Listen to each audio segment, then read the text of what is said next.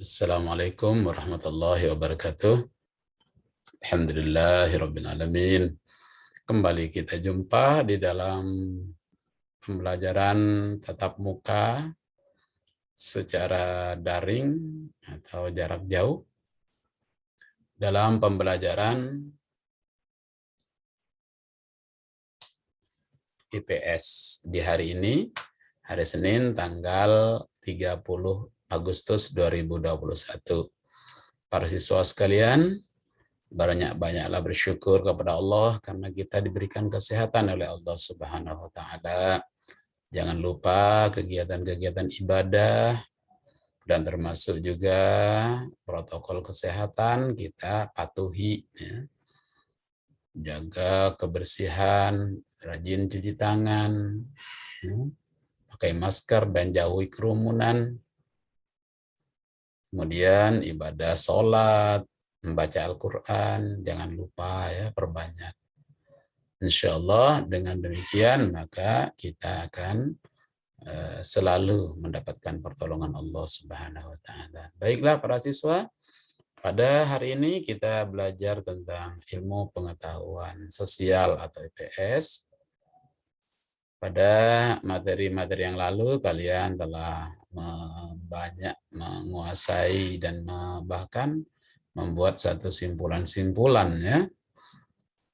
Dengan diberikannya tugas-tugas oleh Pak Guru sebagai latihan, maka kalian semakin menguasai khususnya negara-negara kawasan ASEAN, di mana kita akan mempelajari tentang karakteristik geografis ya, negara-negara ASEAN. Itu mulai dari Malaysia, Singapura, semua sudah kita pelajari. Ya. Sudah kita banyak tahu dan mudah-mudahan nanti banyak uang, setelah banyak tahu banyak uang, bisa jalan-jalan ke negara-negara ASEAN tersebut.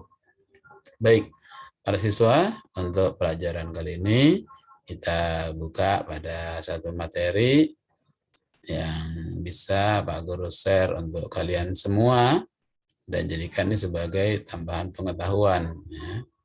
Ini di hari ini kita belajar tentang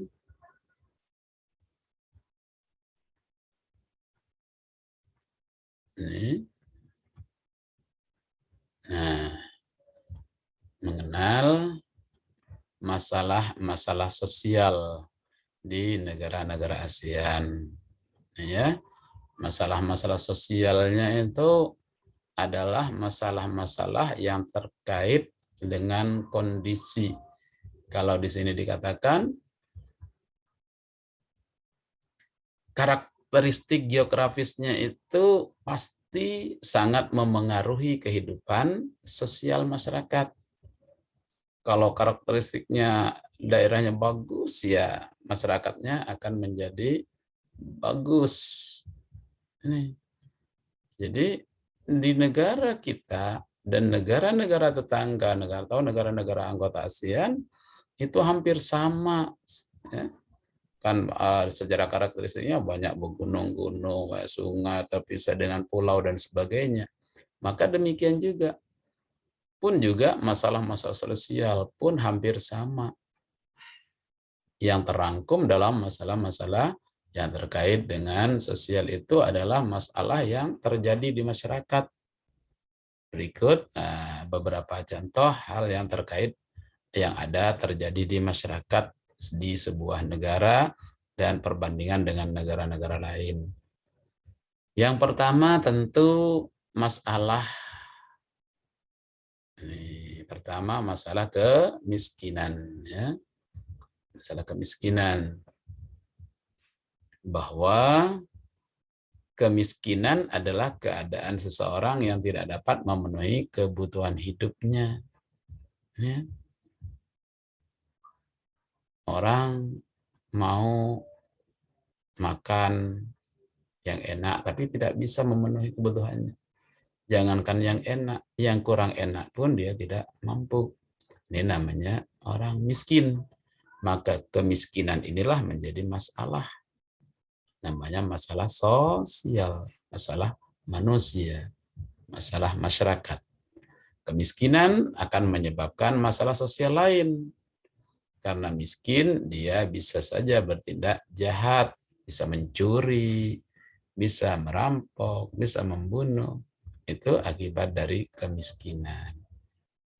Ya.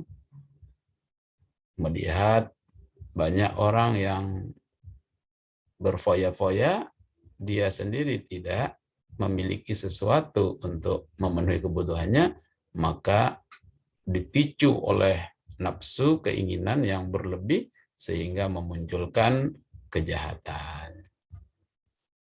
Itu banyak terjadi di negara-negara yang termasuk Indonesia. Ada sering terjadi pembunuhan, ada pencurian, perampokan. Itu karena akibat dari satu masalah, yakni masalah kemiskinan tadi. Hingga menimbulkan tindakan-tindakan kejahatan. Yang berikutnya adalah masalah kriminalitas atau masalah yang berkaitan dengan kepolisian, ya, kenakalan-kenakalan. Masalah kriminalitas adalah segala tindakan yang melawan hukum, merugikan orang lain, bahkan terjadi di hampir semua negara, baik negara maju ataupun negara berkembang. Yang negara maju seperti Singapura, apakah tidak ada masalah kriminal? Wah, ada. Perampokan, itu, pembunuhan sadis, itu ada. Makanya ketika ketimpangan masalah sosial itu akan menimbulkan masalah, termasuk ini tadi, kriminalitas, masalah kriminal, masalah yang berurusan dengan kepolisian. Ya. Tuh. Kenapa? Karena tingkat ekonomi yang berbeda-beda tadi menimbulkan kecemburuan sosial, sehingga banyak orang yang dipicu oleh nafsu serakah, kemudian ada nafsu jahat, muncullah kriminalitas. Yang berikutnya adalah masalah sosial yang dilakukan oleh masyarakat juga di setiap negara itu. Masalah kerusakan lingkungan. Kenapa lingkungan jadi rusak? Karena masyarakat bernafsu tinggi, serakah. Ya. Itu lingkungan jadi rusak. Jadi hutan-hutan ditebangnya. Hutan-hutan ditebang. Sehingga ketika sudah ditebang, maka muncullah masalah baru, yakni ketika terjadi musim panas, dia akan menimbulkan kebakaran, dan ketika musim hujan akan menimbulkan banjir. Nah, ini ulah manusia. Kerusakan lingkungan. Ditebang sembarangan tanpa adanya reboisasi atau penanaman kembali pada tanah-tanah kosong yang sudah ditebang tanamannya.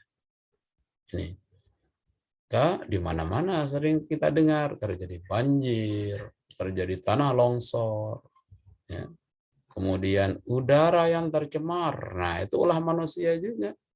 Manusia bikin pabrik, kemudian cerobong asapnya yang mengepul asap hitam. Itu menimbulkan polusi udara.